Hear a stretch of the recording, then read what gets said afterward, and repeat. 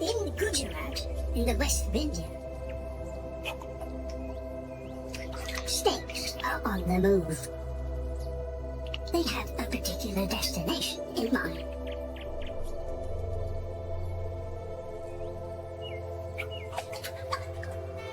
Fish traveling upstream to reach reservoirs must pass through a narrow gap, and the snakes seem to know it. But the only thing they seem to be actually catching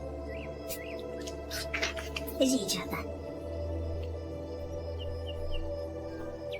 The fish are only here for a few days each year when water levels are at their peak.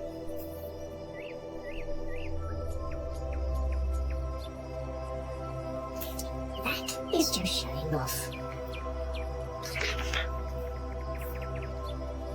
Finally, the snakes have caught on.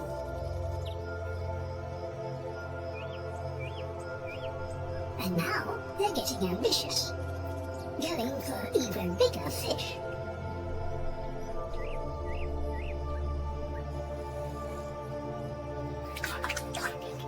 But be careful what you wish for.